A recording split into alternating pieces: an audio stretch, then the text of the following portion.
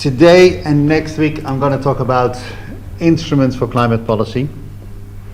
So last couple of weeks we talked about targets and how to set those targets and how to evaluate those targets. Today we're going to, and next week, we're going to look at how to meet those targets. And today is going to be a bit of a smorgasbord of things. I'm going to talk about direct regulation, I'm going to talk about voluntary agreements, I'm going to talk about the Coase Theorem. Next week will be more coherent when we're going to just talk about one type of policy instruments. So this is where we are. This is week 4 already.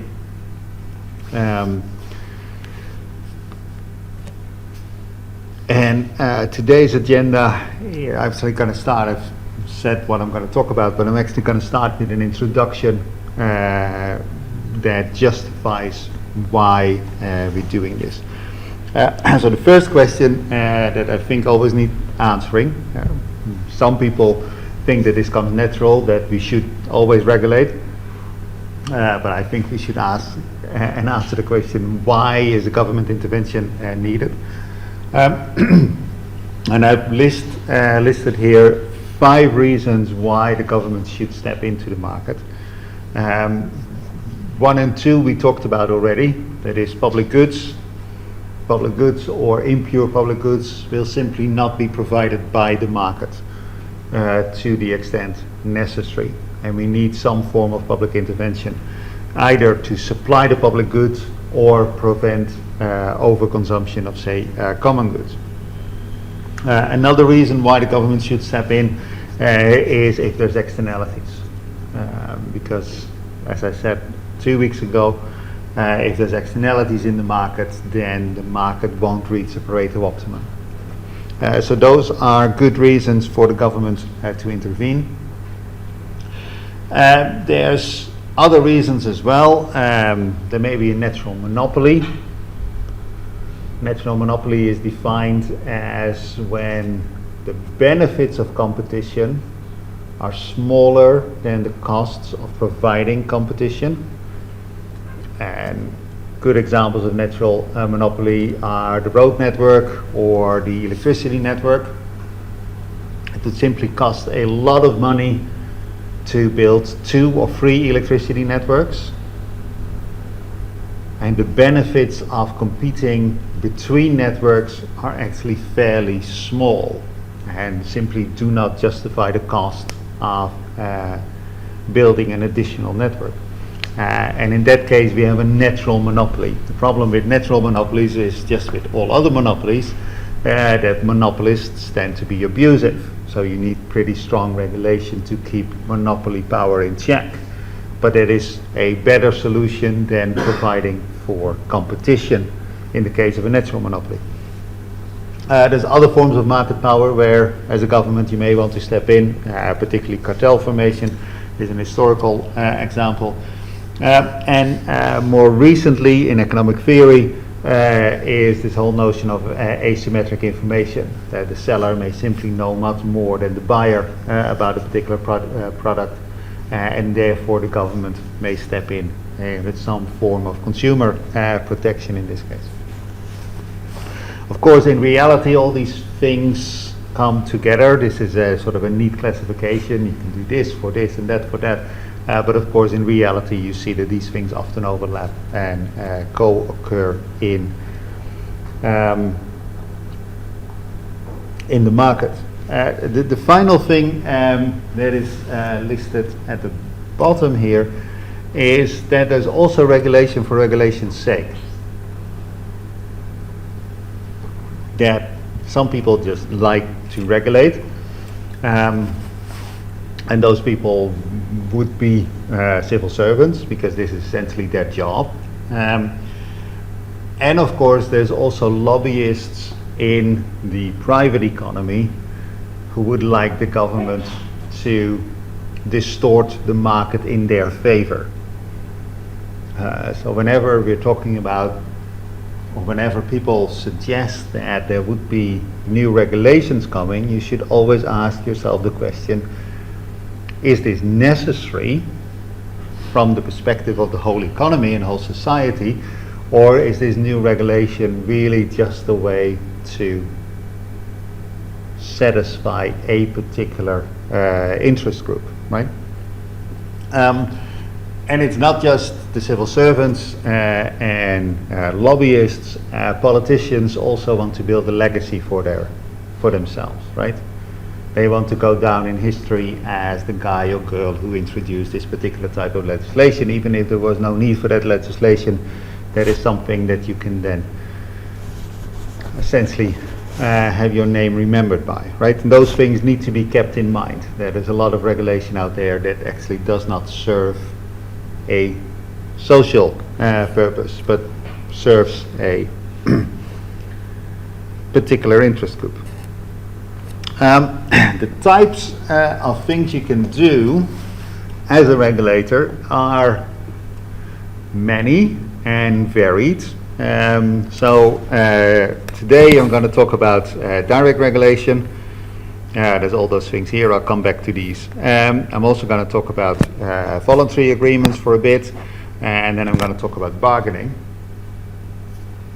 And they are just very different ways of intervening in the market. And then next week I'm going to talk about these three things here: taxes, subsidies, and tradable permits. When regulating the environment, it's important to keep an eye on what you are actually regulating. Last week we talked about stock and flow pollutants, nuclear waste versus noise, but there's other types of pollution or other ways of looking at pollution as well. Of course, matters whether you're regulating water or air or soil pollutants, where the key distinction is that pollutants in the air tend to sort of like freely float around and tend not to respect borders. Pollutants in water so do not necessarily respect borders, but tend to flow in one direction, downstream, right? So you can make a very clear distinction between downstream and upstream countries there. And that's not true for air pollution because the wind changes direction, right? Whereas pollution of the soil is very localized, and it's typically within the jurisdiction of a single country, which is not true for water and air pollution. And that of course complicates what you can do. Within a country you can just simply do much more than you can do between countries, or if you have a highly decentralized economy or a highly decentralized polity like the United States or China. Also, if pollution crosses provincial borders or if pollution crosses state borders, you actually have a different problem at your hands than if the pollution stays within the state or the province.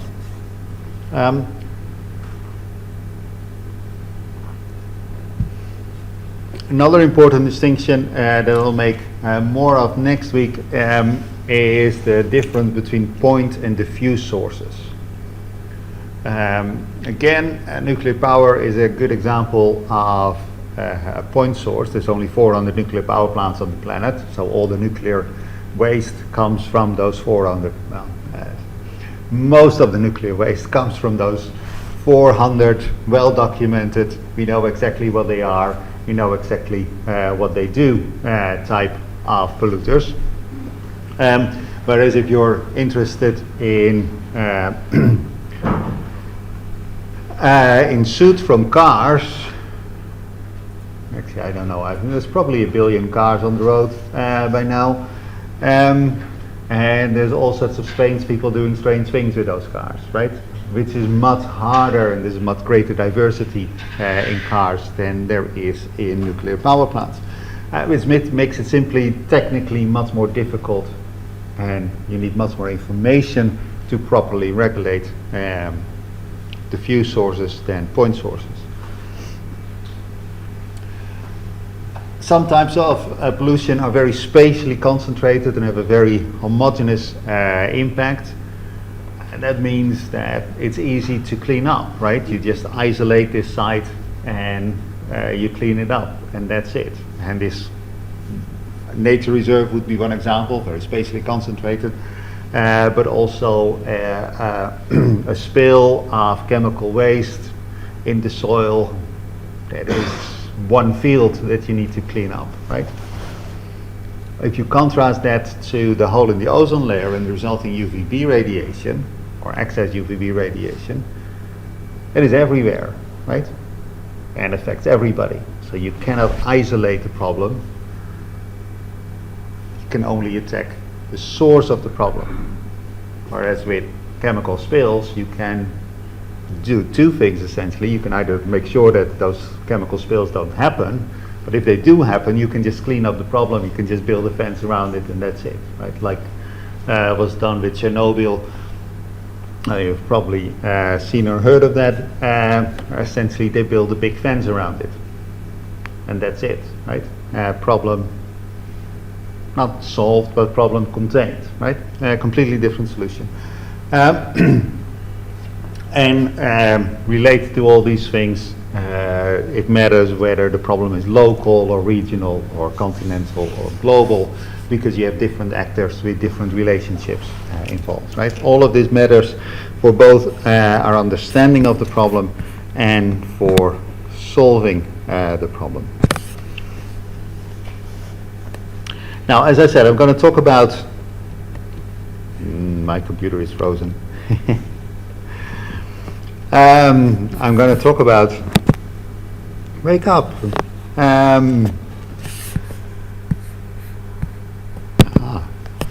That works. I'm going to talk about it, then this must work as well. I'm going to talk about the range of policy instruments, great variety, and that means that we need to put some structure on how we're going to look at these different policy instruments.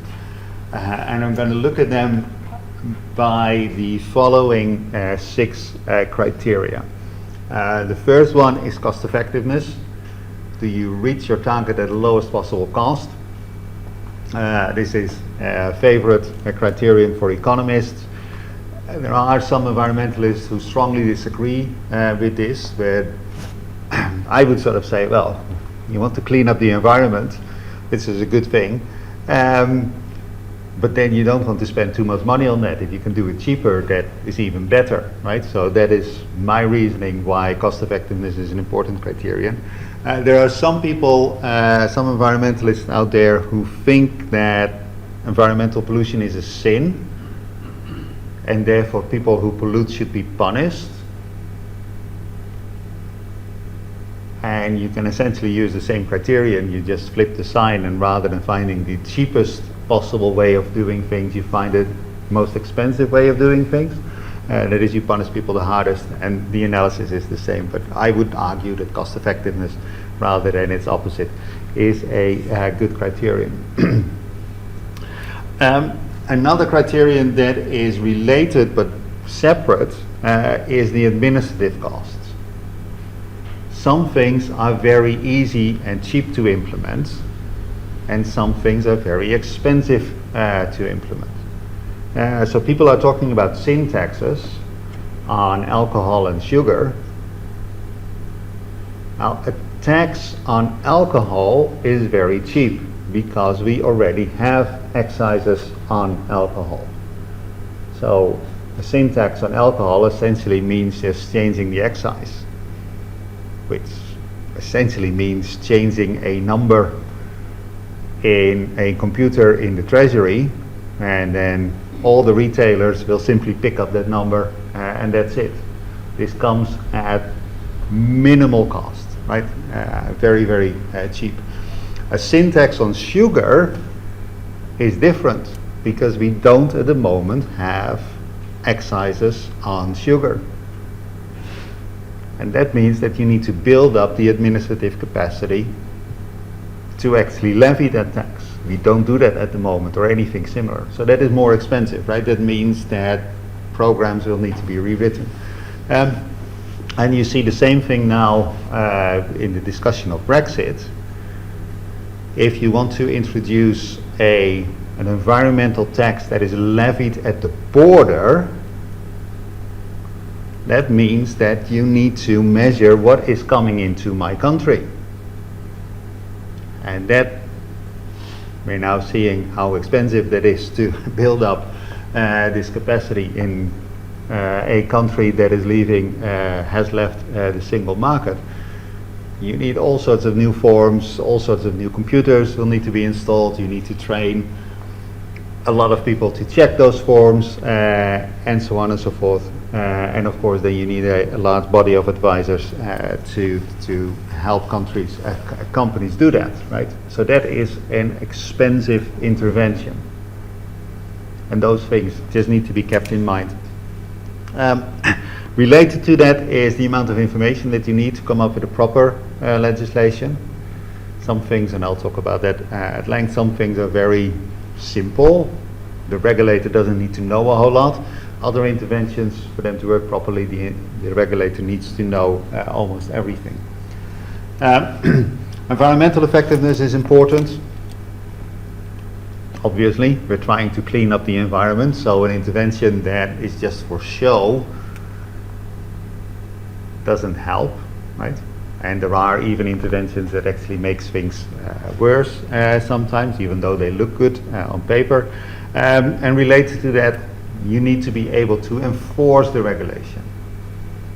It's not just that you write up a beautiful plan and get it through Parliament and enacted and signed by the Queen, but then you actually need to go and actually make sure that it happens, right? And at the moment, what we're seeing in the UK is that the fairly strong regulation about water quality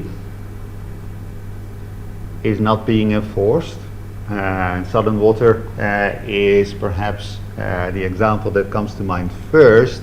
They just keep on dumping stuff into the sea and into the rivers and into the lakes, even though they're not allowed to.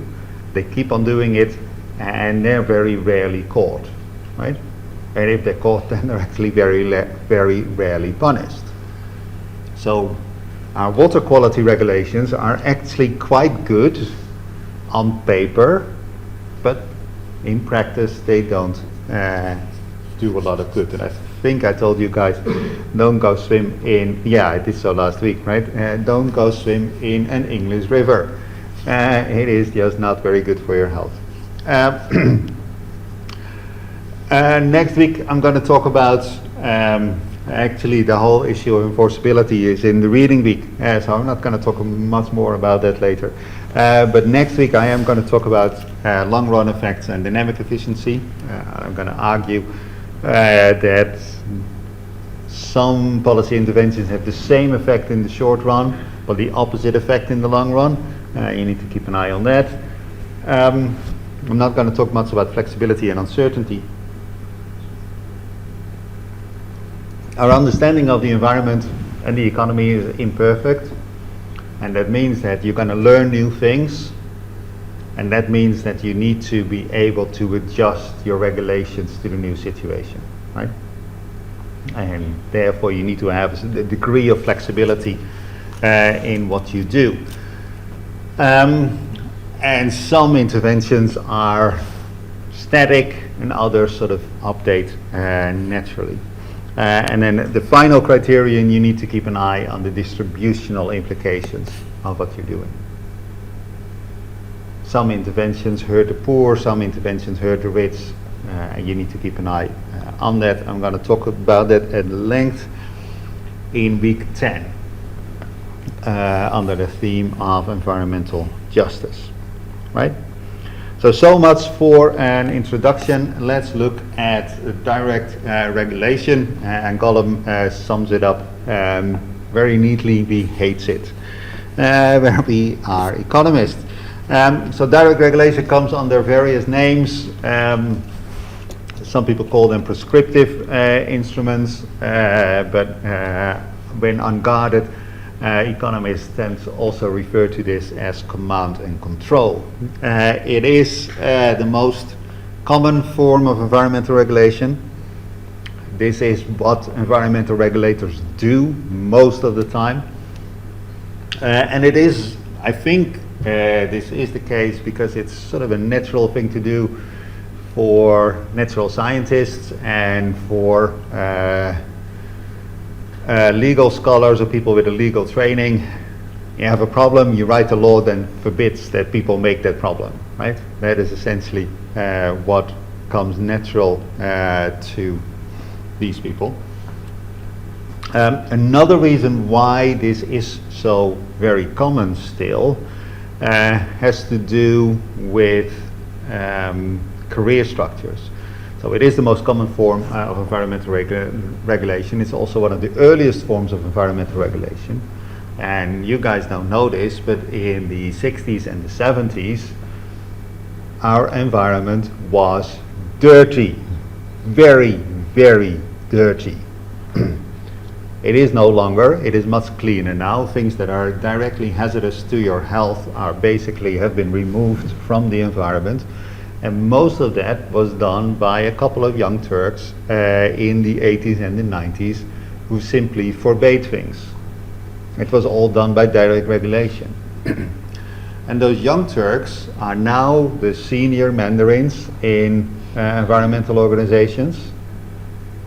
And they look back on their career and they think, well, I have a problem. I look similar to the problem that we solved in the 80s and the 90s, so let's try the same thing again. Right? It worked in the past, so why would it not work in the future? The reason that it doesn't is because the nature of environmental pollution has changed over the last couple of decades. But regulation hasn't necessarily always followed that. So what is direct regulation? Well, essentially it tells you what to do and what not to do. That is essentially it, and that is why it's called command and control. And it can tell you what to do or what not to do or how to do it with regard to production. And that can be on the inputs that you use in your production process. It can be on the production itself, or it can be a regulation on the output. And I'll come back to this at length. Now, this works, a regulator, a civil servant stepping in and telling you what to do, works if that civil servant understands what you're doing. So going back to the example of nuclear power plants, as I said, there are about 400 on the planet, and they are 3 different designs. So you can indeed imagine that a civil servant would understand how these nuclear power plants work and come up with an intervention that is sensible, right? And actually, if you look at a single country like the UK or France, the nuclear power plants are actually all in France. They're all of one type. In the UK, there's 2 types of nuclear power plants, and that's it.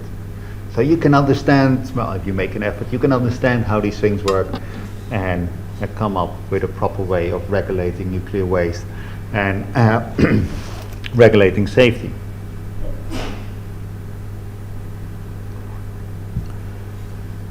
The other example of diffuse pollution, say you want to reduce particulate emissions from cars, that is much more difficult, because there are millions upon millions of users and you can't talk to them all how they're really using their car, and at best have some sort of statistical representation of what they're doing. Different people use their car very, very differently. There's all sorts of different makes and brands on the market, and you can sort of say, well, there's auto engines and diesel engines and that's it, but that is not quite true. Because it also depends on how the car is maintained and how it's used and how it was used in the past and where it's been in an accident. All those things determine how much particulate comes out of an engine.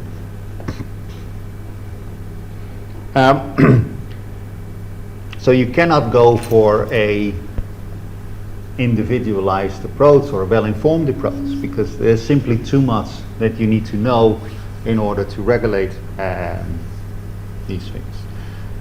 And then there's also legal constraints. A regulator can only essentially come up with a one-size-fits-all solution.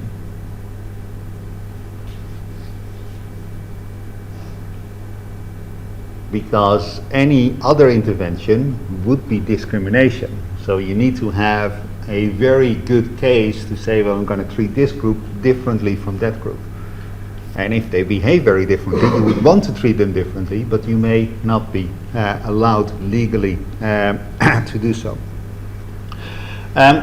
So in those situations where there's a great many diverse users, polluters, sorry, direct regulation is simply not a very good idea. So, computer unfroze. What can you do as a direct regulator? Well, you can go after the input into the polluting process. And staying with the automotive example, fuel efficiency is an example of this. If your car does not get sufficient miles to the gallon, you are not allowed to sell it on the UK market. Simple as that. That's a form of direct regulation. It's only indirectly related to the environment, because the more fuel efficient your car is, the less CO2 emissions you get out. But we're not regulating CO2 emissions, right? We're regulating the input. We're interested in the output, the CO2, but we're regulating the input. You can also regulate the technology that is used. And in the UK, since I think 30 years or so, you cannot sell cars that do not have a catalytic converter. And the reason that we introduced catalytic converters had to do with the emissions of NOx and SOx, nitrogen oxides and sulfur oxides, from cars.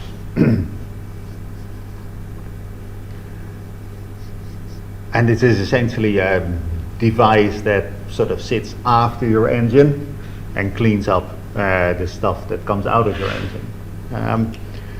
And this is a good example of, you think, well, this is an homogeneous intervention. Everybody must have a catalytic converter. Problem solved, right? I have a one-size-fits-all solution. But a catalytic converter costs around 300 pounds. And the implication is that somebody who drives her car for 150,000 miles per year cleans up a lot of, or the catalytic converter avoids a lot of pollution at a fairly low price, right? 300 pounds. Whereas somebody who only drives their car to the church once a week doesn't generate a lot of pollution, but still has to pay the 300 pounds for the catalytic converter, right? So the cost differential there is enormous. Uniform intervention, but diverse use. You can also regulate the output, and that can be on the product. You are still in the European Union, and this regulation is still holds in the UK. You are not allowed to sell toys for kids under 3 when the paint on that toy holds carcinogenic material. And the reason for that is very simple. We don't like our kids to get cancer. And kids tend to eat everything and anything. So that is a regulation on the output, on the characteristics of the product. But you can also regulate the waste products. And still, we have regulations on how much sulfur power plant can generate per kilowatt hour generated. So that would be an output regulation. You can do other things. You can regulate the timing of certain activities. And many airports have regulations that you cannot take off before 6 in the morning and you cannot land after 11 at night. And that is, of course, to keep noise under control and allow the people around the airport to have a good night's sleep. You can be more imaginative around this. In Athens, for a while, in order to combat both air pollution and congestion, if you had a registration plate that ended with an even number, you were allowed to drive into the city, Athens, on Monday, Wednesday, and Saturday. And if you had an odd number, it was Monday, Wednesday, and Friday. And with even numbers, it was Tuesday, Thursday, and Saturday. Which is a form of direct regulation with the timing. When can I use my car? It's also a good example of regulation that may be ineffective or even counterproductive, because what a lot of the poorer people in Greece did was that they just got one car with 2 registration plates, and they just swapped the registration plate every day. So it's just a regulation that wasted everybody's time but did not take cars off the road. Whereas richer inhabitants of Greece bought a second car, and typically an older, more polluting second car, and drove one car on Monday and the other car on Tuesday. And then actually, congestion didn't go down, but because of more old bangers on the road, pollution actually went up as a result of this regulation rather than down. But you just need to be careful with what you do. A lot of people who sort of design environmental regulation are not social scientists. They do not tend to think how people will respond to their regulation. And if you don't do that, you can actually make things worse. You can also directly regulate the location. We're right on the edge of the South Downs National Park. There are simply things you cannot do in the South Downs National Park. Particularly all sorts of industrial activity, but also building new houses and stuff is simply not allowed, right? And then you can go for, finally, for the outright prohibition of stuff. So I talked a little bit about UVB radiation, the reason that we have a hole in the ozone layer, and therefore more UVB radiation than we would like, has to do with the emission of chlorofluorocarbons, or if you find that a difficult word to say, CFCs. And what was done is that you're not allowed to make CFCs anymore, you're not allowed to sell CFCs anymore, you're not allowed to buy them, and you're not allowed to use them just for good measure, right? All those things are now forbidden. And that will eventually lead to the repair of the hole in the ozone layer. Now, turning to my first policy instrument, my first criterion, cost effectiveness. And this work goes back to William Baumol, who you see here.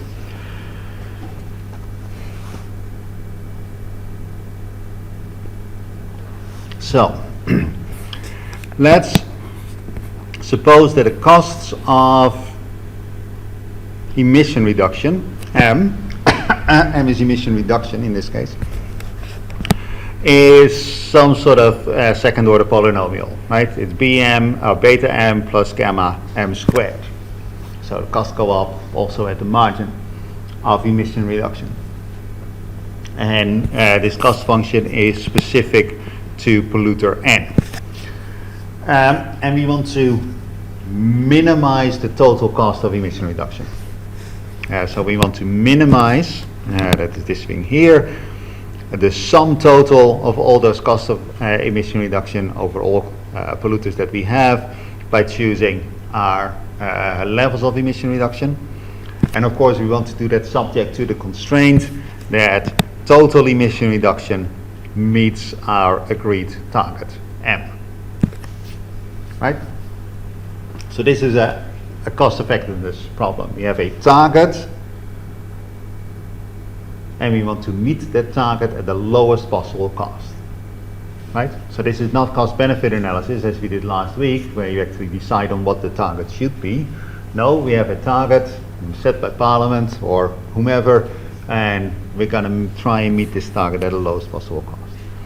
Now, in order to solve this problem, we form the Lagrangian, right?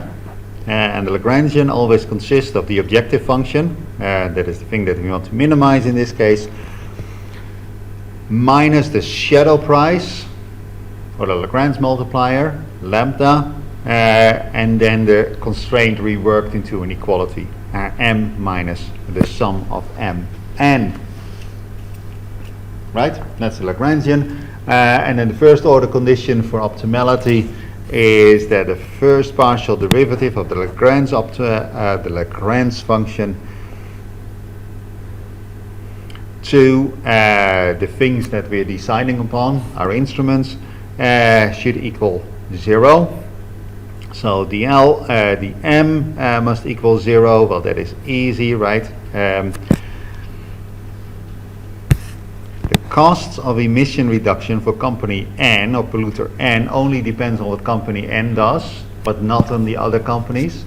So most of this ugly summation sign just disappears, right? Because all these first partial derivatives are 0, and we only have our own costs.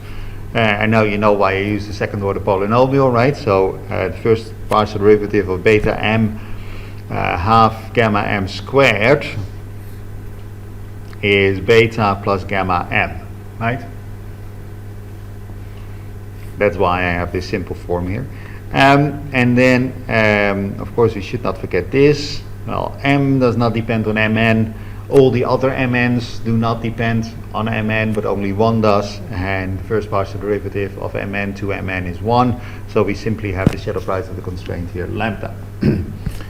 So, in other words, the criterion for cost effectiveness, first order criterion for cost effectiveness, is that the marginal cost of emission reduction equal lambda, the shadow price of the constraint. And the crucial insight here is that this lambda does not have a subscript. This is the same for everybody. So we reach our target at the lowest possible cost by setting the costs of emission reduction equal for everybody at the margin. So this is just another equimarginal principle.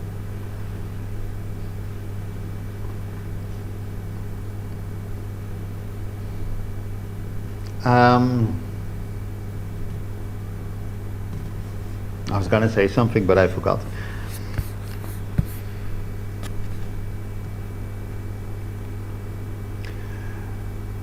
You can only do this if you know the marginal cost curves of everybody, right? The prescribed regulation or the cost-effective intervention is that you prescribe the marginal costs. And I can only tell you what your marginal costs are if I know your cost function, which as a regulator you do not. If instead the regulator sort of goes for everybody should do the same, everybody should have the same emission reduction, which is an easy thing to do, right? Everybody should cut their emissions by 10%, or everybody should cut their emissions by 10 tons. That is an easy one-size-fits-all solution.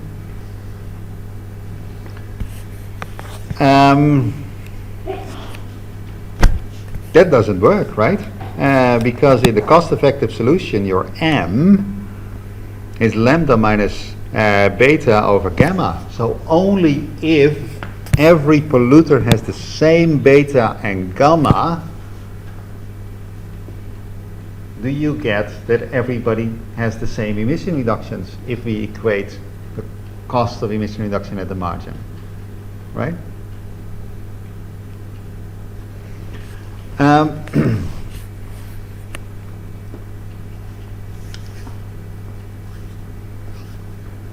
I just worked out this one, right? Yeah.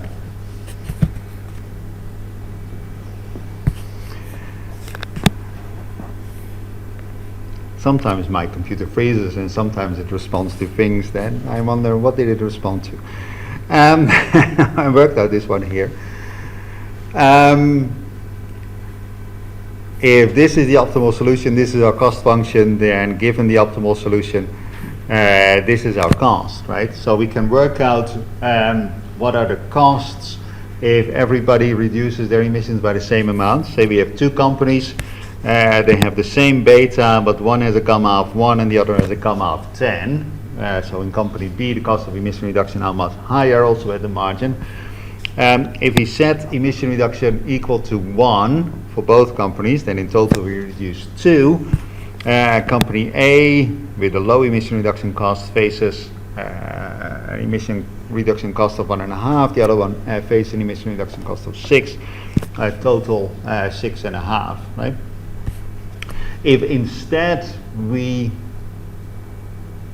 equate the costs at the margin, we still have a total emission reduction of 2, but now obviously the one with a low emission reduction cost has to do much more, 182 versus 0.182, right, because it's 1 over 10.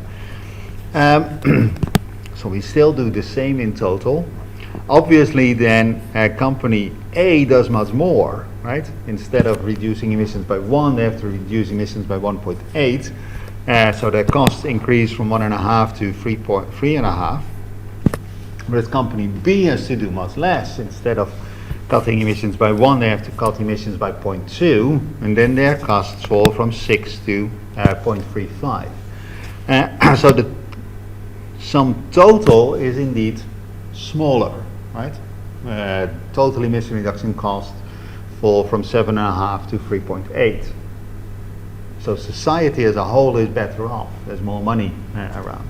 But you can immediately see that one company would lobby the government for one type of regulation, namely equal emission reduction, and the other company would lobby the government for another type of regulation, namely the same cost at the margin for everybody, right?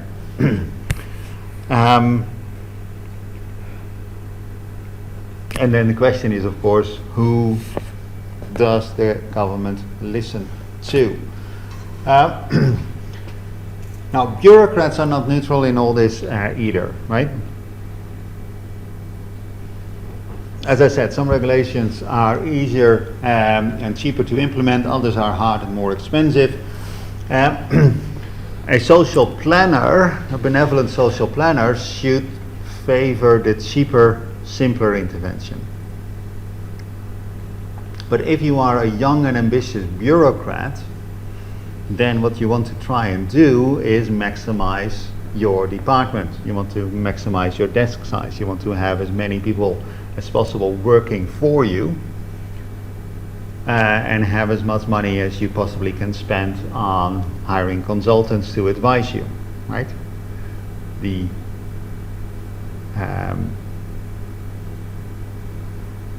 self-interest of a bureaucrat is to complicate administration, because that furthers your career, right? And this of course goes back to Niskanen. And we see this a lot. The best example I could find, I promise you not to talk about climate until next term, but I'm going to do it anyway. These are this is the structure of the UK climate change levy, or at least an abstract of the UK climate change levy.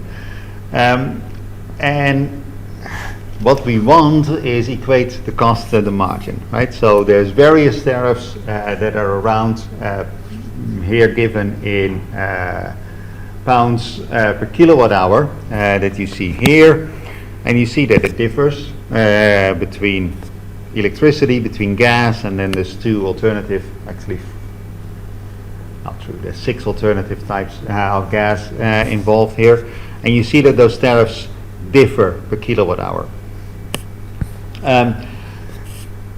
What you also see is that what matters here is that the tariffs differs per kilogram of CO2 emitted, and notably we tax electricity 10 times as high as we tax gas, mostly for heating, a little bit for cooking.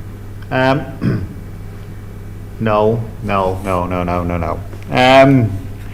I did not read the unit here. This is how much CO2 comes out per kilowatt hour, and then this is the effective carbon price, and it's not a factor 10, but it goes from 2.4, 2.1 pounds per ton of CO2.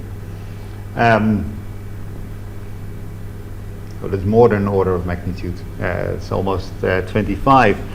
And if you go here, it's actually a factor 100 difference.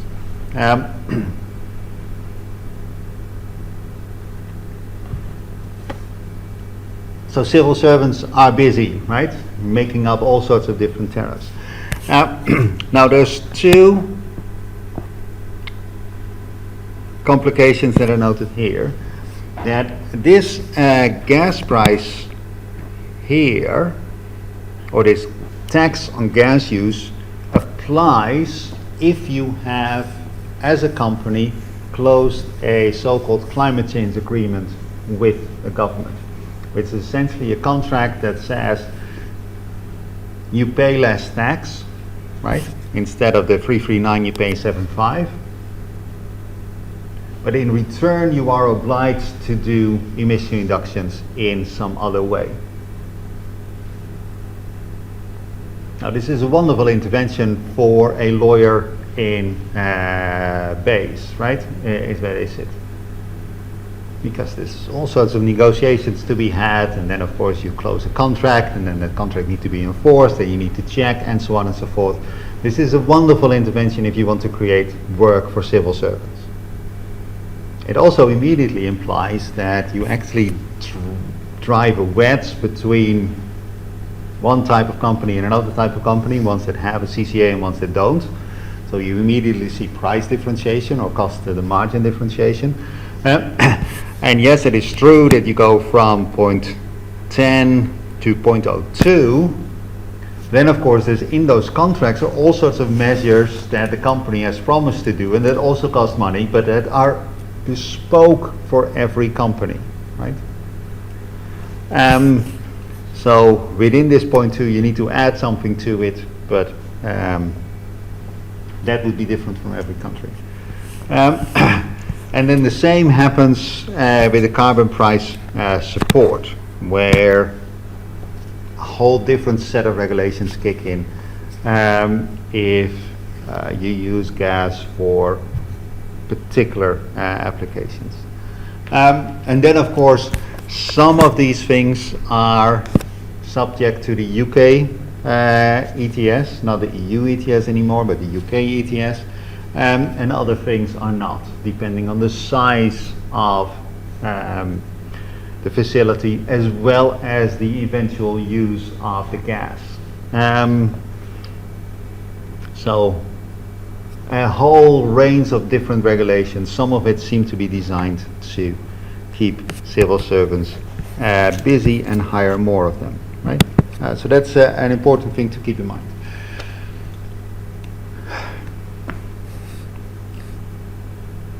I'm going to change gears. Besides direct regulation, another thing that a government can do is voluntary agreements. And what I argued is that environmental regulation requires a lot of knowledge, and perhaps more so than the regulator can possibly have. So what has happened over the last couple of decades is that there's more and more negotiation about environmental regulation. And that then results in a voluntary agreement, is what it's called. This is of course a euphemism, because the government essentially goes to industry and says, you're going to voluntarily agree to reduce your emissions, or else we're going to regulate you, right? So this is not voluntary at all, but that is what it's called. The good thing about voluntary agreements is that they use a lot of information from the polluters.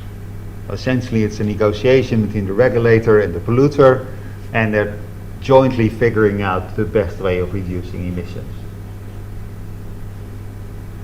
So the problem of regulators not knowing what they're doing is mitigated. The bad thing about voluntary agreements is that these negotiations are behind closed doors, and you don't know what is really going on. Are they trying to find the best way of reducing pollution, or are they trying to find a smoke screen to get away with pollution, right? That is something we don't know. The economics are relatively straightforward.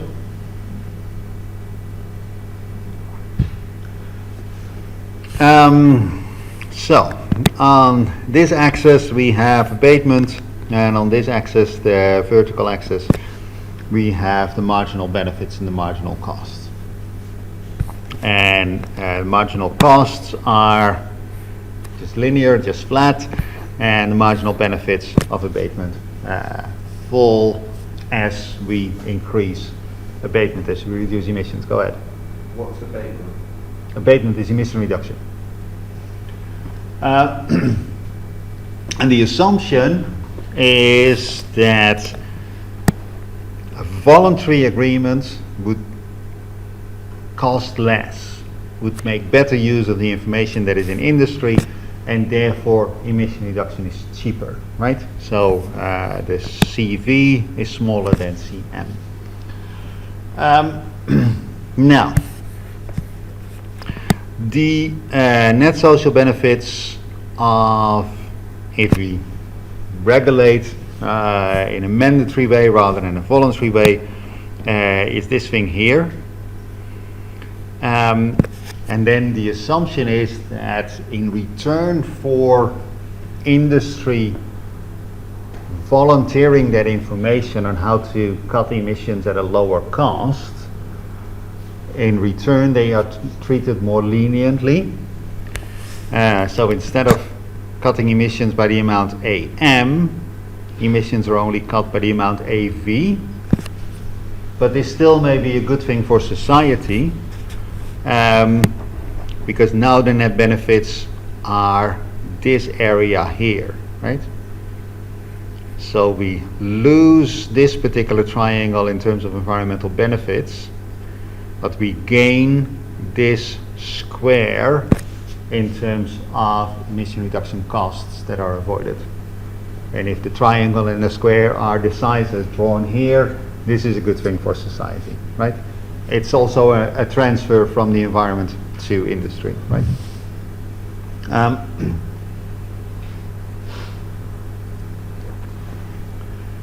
So that is the reason why you would want to do it. Now, Goalstat then in the book sets up this free states game. And that free states game works as follows. In the first stage, the regulator acts. And the regulator can choose between two things. Either it can offer a voluntary agreement, it can say to industry, let's negotiate, or it cannot do that, right? If a voluntary agreement is offered to industry, the firm has two choices, the polluters have two choices, either they can accept this or they can reject this. If they reject the voluntary agreement, or if no offer for a voluntary agreement is made, then Parliament can do one of two things. It either can enact direct regulation, or it cannot. And the assumption here is that it does so with a probability P that you see here. Now, it seems like a complicated free states game, right? But really it is relatively straightforward. A firm would accept the voluntary agreement if the costs of emission reduction under the voluntary agreement, that's CV times AV, is smaller than or equal to the costs on the mandatory agreement, that is CM times AM. And of course there's only a probability P that it would accept this, right? So you have to multiply that with P. And as long as this condition is met, the firm would accept the voluntary agreement. even though it does impose costs on itself, right? But it's better to have this cost than the prospect of mandatory emission reduction. Similarly, the regulator, assuming that the regulator is a benevolent social planner, would offer the voluntary agreement, if the net social benefits of voluntary agreements are greater than or equal to the benefits of the mandatory agreement. So that is this thing here, right? The regulator weighs off the triangle that you see here against the triangle plus square that you see here. And again, that needs to be multiplied by the probability of actually having mandatory regulation enacted. So if these two conditions are met, if both are met, then we have a voluntary agreement, and otherwise we have a chance P of mandatory agreement.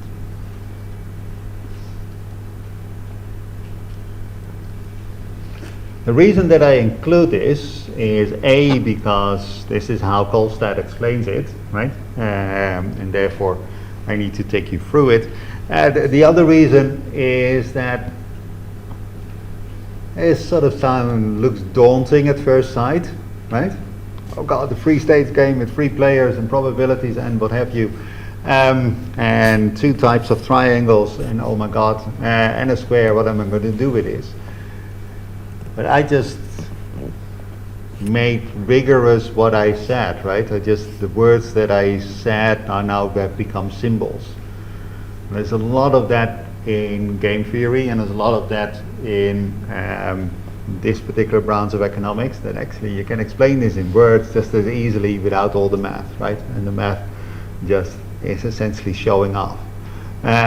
Look, I can do math. It is a fairly straightforward model with a fairly simple solution.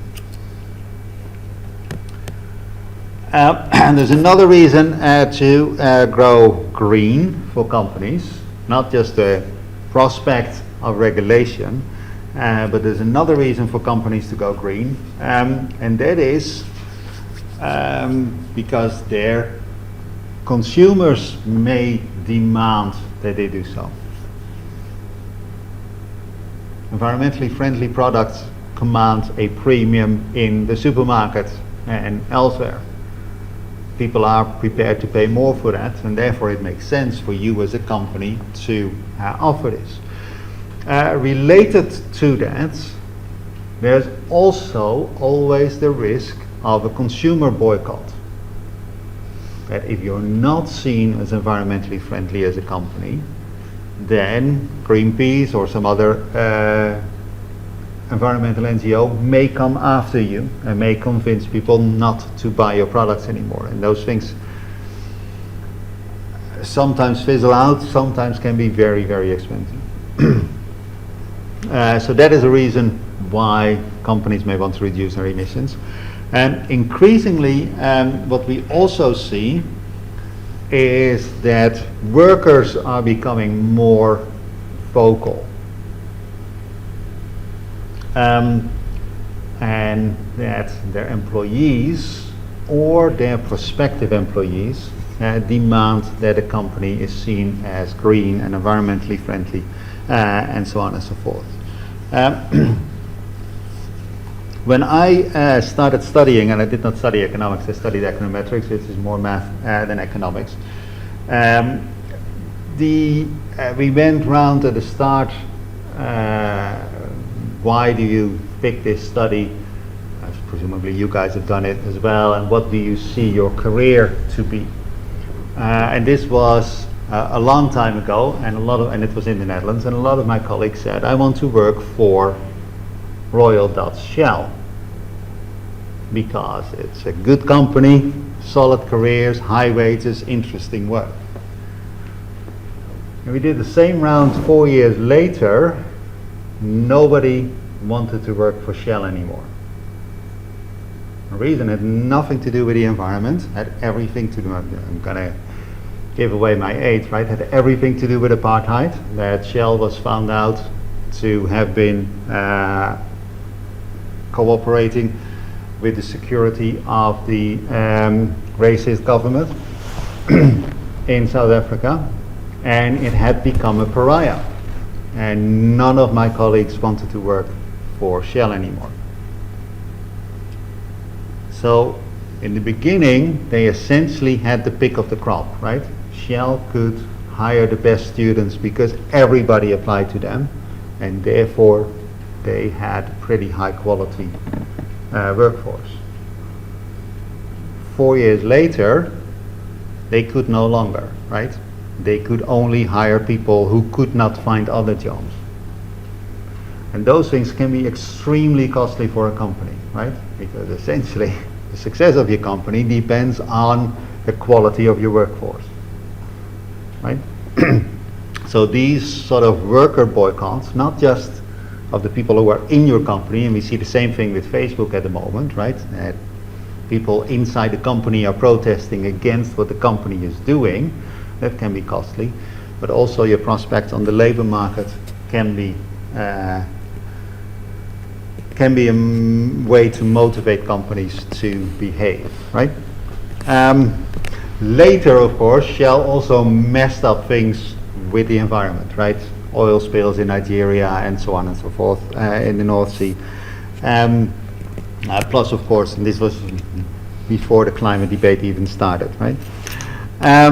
So, final topic, 25 minutes, go to Coase.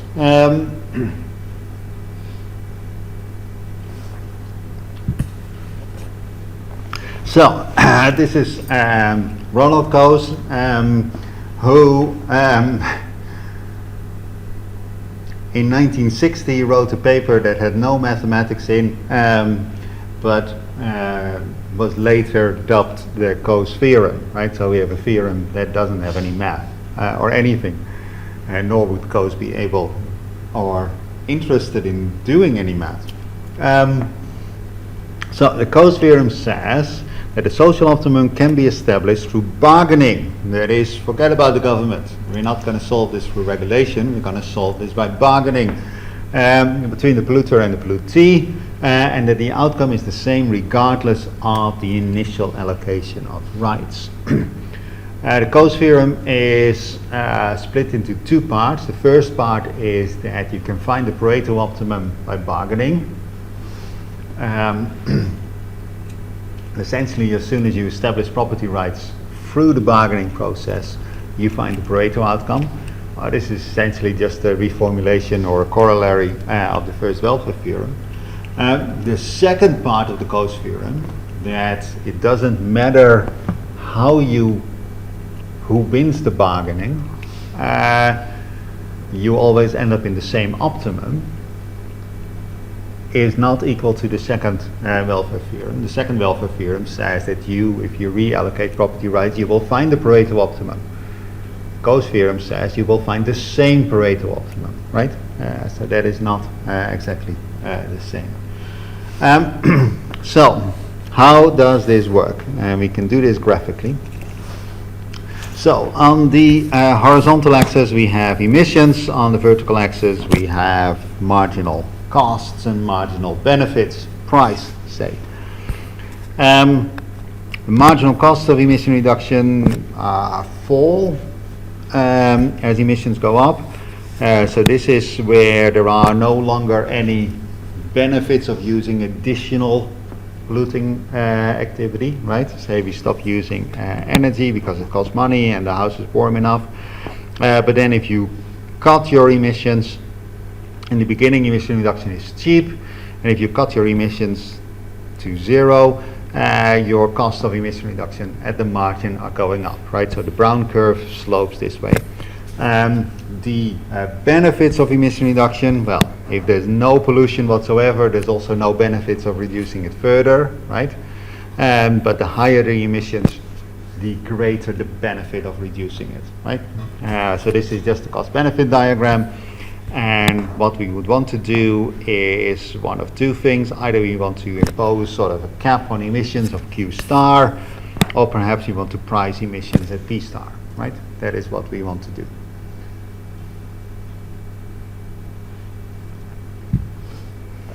Now, how does Coase come into play? Well, one way of interpreting this is not as pollution, but as, well, let's interpret it as noise pollution.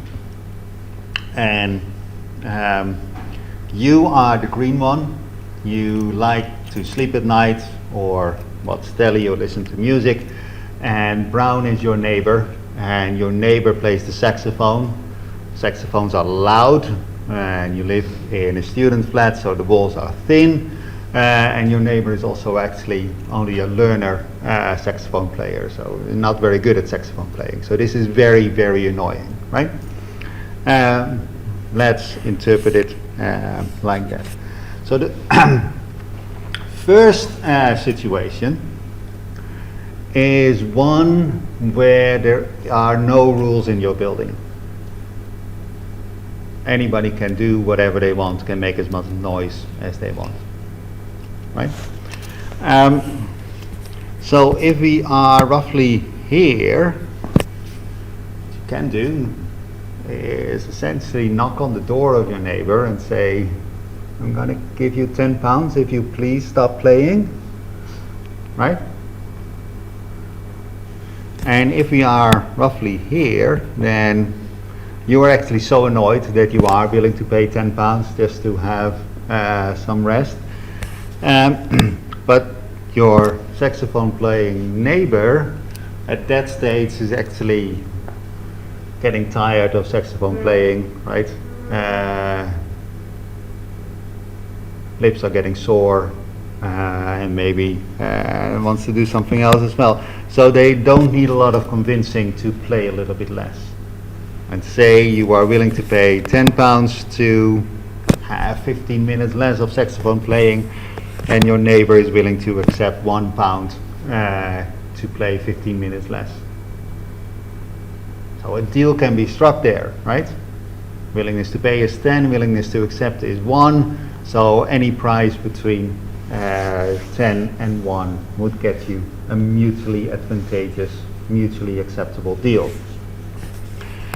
That continues as you reduce the noise until you hit this particular point here, right? Because if you go beyond this point, then you are only willing to pay £4 to have less noise, but your neighbor is still quite enjoying himself on the saxophone and would demand £7, right? So at this point, no bargain can be struck.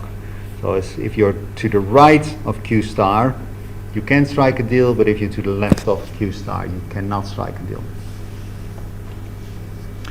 Now let's turn the situation around, right? The situation here is anybody in your building can make as much noise as they want. Now we're in a different building where there is a silence after 10 o'clock at night, right? That is the rule. But your neighbor really wants to play the saxophone because there is this gig coming up and he really needs to practice. So now he comes knocking at your door and says, I really need to practice my saxophone, and I know it's bloody annoying, but I really need to do it. What if I give you £10 and you don't complain with the landlord? Right?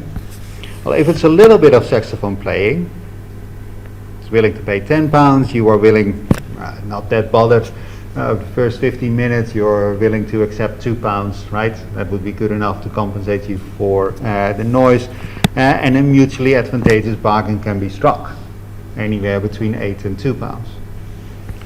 That continues until you hit this point, because if you go too far to the right, then the amount of compensation that would need to be paid to you is higher than the compensation that the other party is willing to pay. So also if you start in the situation where there is a right to silence, you end up Q star and the money changing hand is P star, right? So regardless of whether you end up in the situation that there is a right to make as much noise as possible or a right to silence, you always end up in Q star and P star, right? So the Pareto optimum is always the same. And it is a Pareto optimum, right? Because it is where the marginal costs meet the marginal benefits. So that is Coase. The market is completed by assigning property rights. That's what I did, right? I created a right to silence, or I created a right to make noise.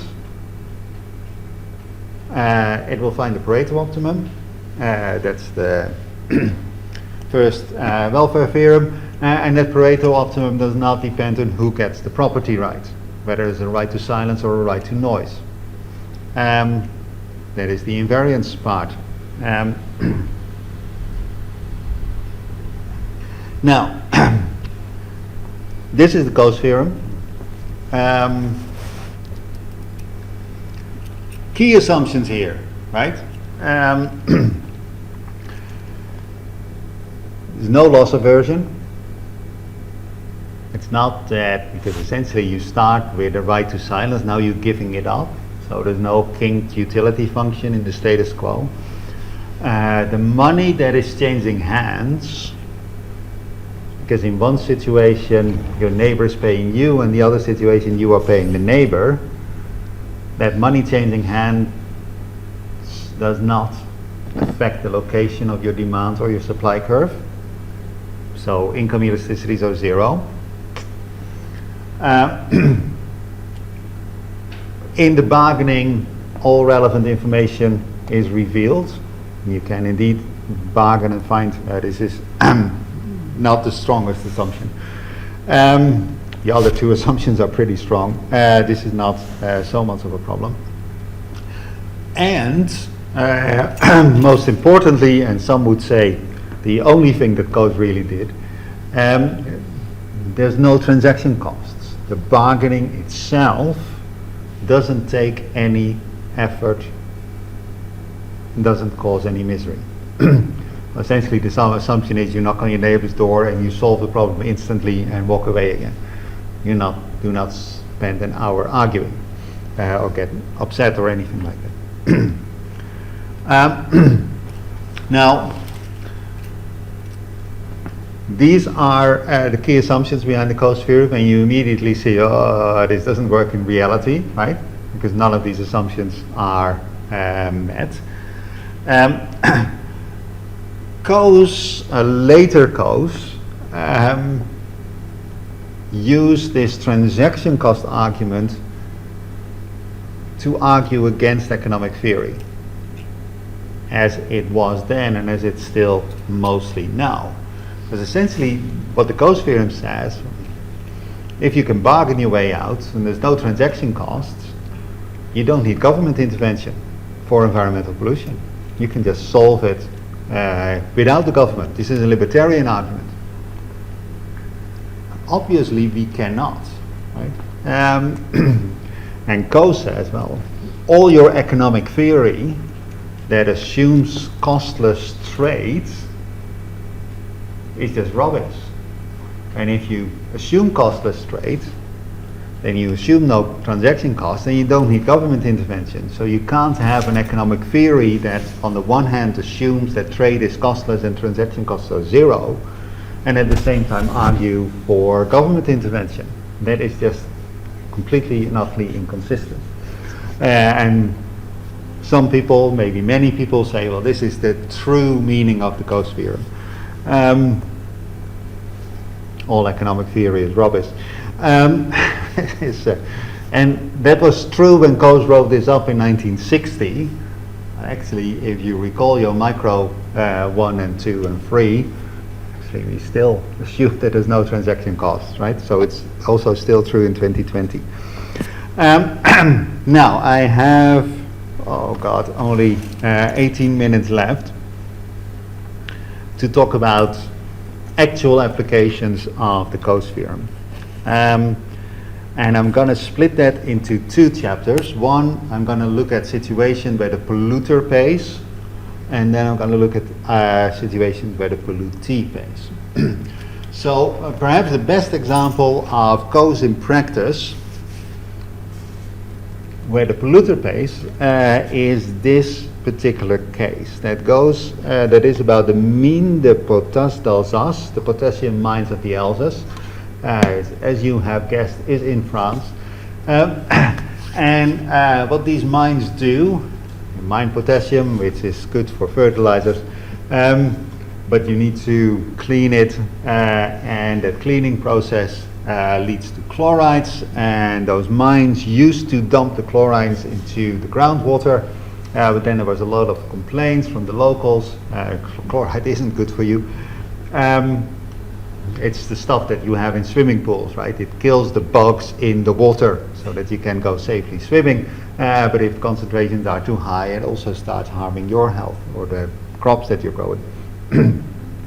So in 1931 they stopped polluting the groundwater and instead dumped the chlorides into the Rhine, which is very handy if you're in France, because the Rhine doesn't really, the Rhine goes through France but only a little bit.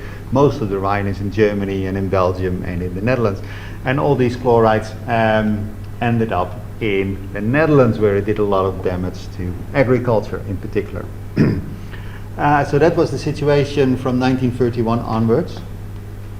In 1972, this is pre-environmental regulation in the EU, the four riparian countries, the Netherlands, France, Germany and Switzerland, agreed to cut the emissions from the potassium mines. And they agreed on a way to share those costs. The Netherlands paid 34%, France paid 30%, Germany paid 30%, and Switzerland paid 6%. And you may say, well, why does Switzerland pay if you know your geography? Because Switzerland is upstream. Switzerland was also dumping chlorides into the Rhine, and as did Germany. And they had the choice between either we pay the French to clean up their stuff, or we have to do it ourselves. And the Swiss and the Germans reckoned it's easier to pay up the French than to tell our own industry to clean up their act. So that is why they chipped in. This agreement was revised in 1991, and the Swiss contribution essentially was halved because they had closed an offending plant for other reasons than environmental pollution, and the Dutch contribution was essentially brought down to zero. So now the agreement has that Germany and France, the polluters, pay for cleaning up the river, right?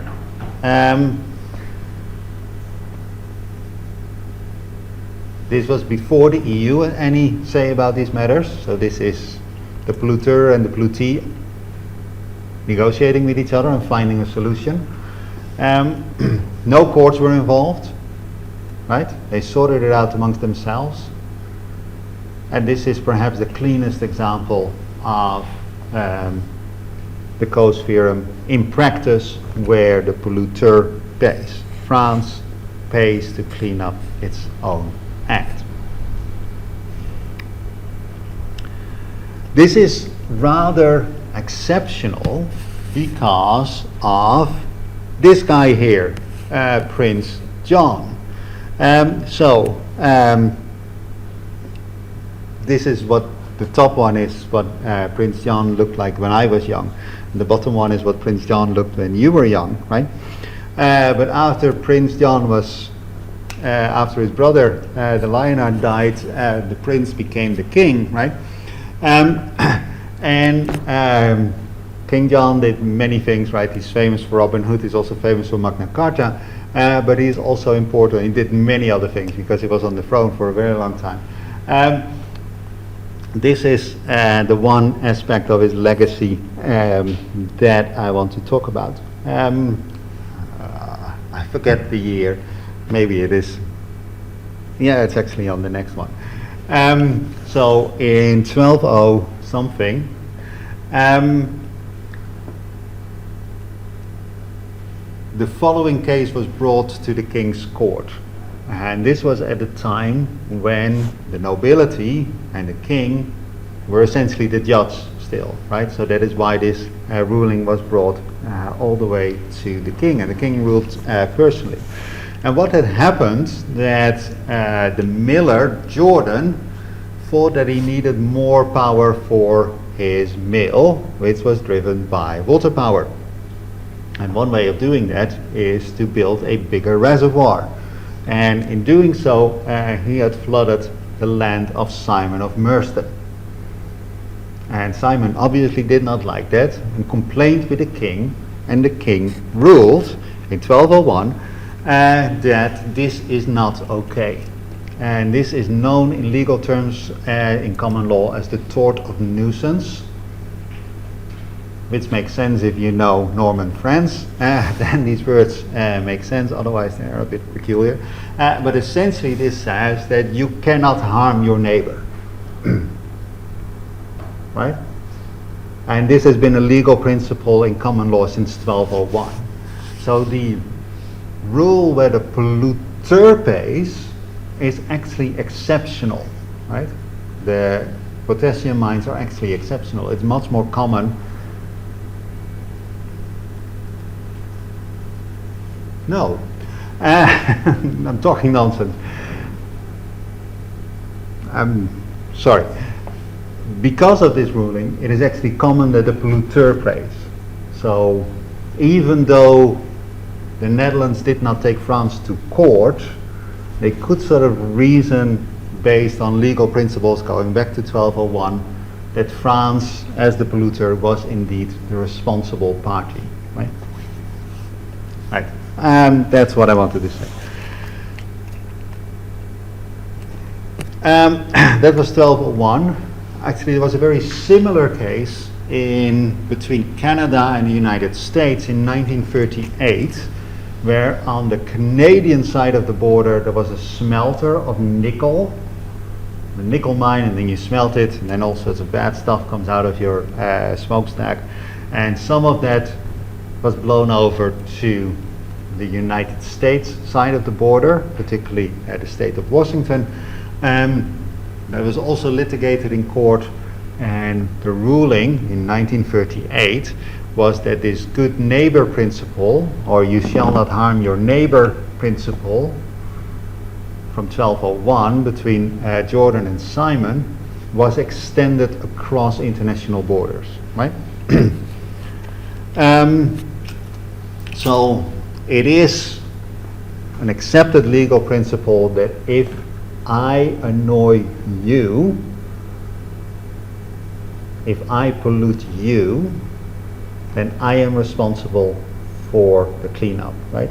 So the established legal principle is that the polluter pays. And we see this throughout the US, not just in the US, but throughout the world actually. Here are some examples of the United States,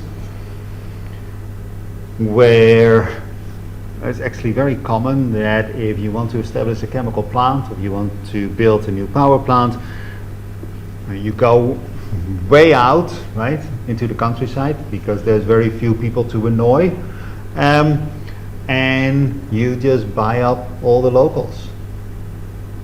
And sometimes they do this after an accident, sometimes they do this after a near miss, an almost accident. Sometimes they do this in anticipation of potential lawsuits, and sometimes they just do it. And you indeed see that a company moves in and buys the entire village. Everybody moves out, and the company can do whatever it wants there. So this is fairly common. It also happens around airports. Again, the US, I think it was the Navy, just bought an entire neighborhood in Tokyo so that they wouldn't complain about the airfield. Same is happening in the Netherlands, where the Schiphol Airport is buying up houses around Schiphol Airport. The same happened in Norway, where the Air Force is buying houses so that nobody would complain about the noise that they make, right? So this is actually fairly common. What is less common, and that is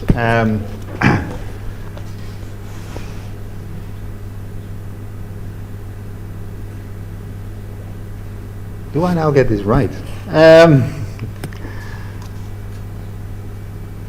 Oh yeah. There's also instances where the pollutee pays. I told you, I think 2 weeks ago, that I don't know left from right, but at the moment I also don't know polluters from pollutees. There's also cases where the pollutee pays. And the most famous example here is Vittel, which is a brand of mineral water. Nowadays owned by Nestle, but at the time that this played, it was still an independent company. And Vittel sells mineral water, spring water, and it wants to advertise its spring water as the cleanest there is and the most healthy that there is. The problem was that near its wells, there were farmers, and those farmers used a lot of fertilizers. The problem for Vittel was that the use of fertilizer was actually well below the legal standard, so they could not take them to court because they were not doing anything illegal. But some of the fertilizers leached into the waters that Vittel was using, and that would take away their classification as mineral water. So this was potentially very costly for the company, but it could not complain because those farmers were not doing anything illegal. So what it did was it bought, or it bribed the farmers. Essentially, Vittel is paying the farmers to reduce their fertilizer use, and it's offering technical assistance to keep the farms profitable and viable nonetheless, right? Assistance on low fertilizer agriculture. So it's the water company that suffers the pollution, right? And it pays off the farmers that pollute. New York City has done something very similar. Was suffering from a lot of agricultural runoff, and rather than bribing the farmers to stop using fertilizers and pesticides, it just bought them all out and returned the whole thing to essentially a nature reserve. And they bought 100,000 acres, so that's quite a bit of land. But they still reckon this was cheaper than building a water treatment plant. Similarly, internationally, Sweden and Finland have paid substantial sum of monies to the Baltic countries and to Poland to reduce their air and water pollution, because that air pollution crosses the Baltic Sea and wafts into Scandinavia, and the air pollution wafts into Scandinavia, and the water pollution goes into the Baltic Sea and harms Swedish and Finnish nature. And they reckon the only way to solve this problem is that we go in and pay for them to clean it up, because they won't do it out of their own volition, right? So the pollutee pays, also internationally. Japan has a long history of trying but not necessarily succeeding to do the same. A big problem in all of this is coordination. That what happens if there are many victims or many polluters? And in the Vittel case, that was the case, right? So we had one water company and multiple farmers, and essentially Vittel used its buying power there as monopsony power to solve this coordination problem. But there's other ways of doing it. In Santa Maria, that's a place in California, USA, they went to the local government, and the problem was that it was a feedlot, pigs, smelly, dirty, what have you, And essentially all the local people convinced the local authority to levy a tax on their area only, and use that revenue then to buy out that company and close the feedlot, right? Because you have a free rider problem here. There's 100 houses in the neighborhood, they're all suffering a little bit and one big source of pollution, but their individual willingness to pay to close it is not big enough. You really need to get a collective together, and in this case the coordinating mechanism was the local government. Doesn't have to be the government. Nature Conservancy and the Environmental Defense Fund use very similar mechanisms where they say, well, the people care about fish and the protection of dolphins and turtles and that sort of stuff, but everybody cares only a little bit. But if you make a contribution to EDF, then EDF will collect the money from all of us together, and then we have enough buying power to buy out the fishing gear that does the damage, right? So an environmental NGO steps in to solve the coordination problem, the free rider problem. The Nature Conservancy does the same thing. It actually went a step further in another case where the issue was not the protection of fish, but the provision of wetlands for migratory birds. And there you have two coordination problems. One is you need to collect the money from everybody who cares a little bit, but then you also need to solve the problem by talking to a great many farmers, in this case rice farmers. And the way they did this was they collected money, voluntary donations, and then they organized a reverse auction, where essentially said, we collected $10 million, this is California, collected $10 million from our donors. Which farmer is going to bid the lowest price for essentially keeping their rice fields flooded through the migration period for the birds, so that they have a place to forage. And through this they solved two coordination problems, right? They had many people who cared about the migratory birds, and they had many farmers who could potentially offer a solution. And Nature Conservancy sat in between and coordinated the many contributions, the many potential donators, as well as the many solutions to the problem. So yes, Coase bargaining can work, right? It's sort of, when I bring this, the theoretical solution, it sort of like strikes you as, nah, this won't work in practice. But actually there are plenty of examples where it does. The good thing about the Coase Theorem is that it can solve environmental problems that are very hard to reach with other types of policy instruments, right?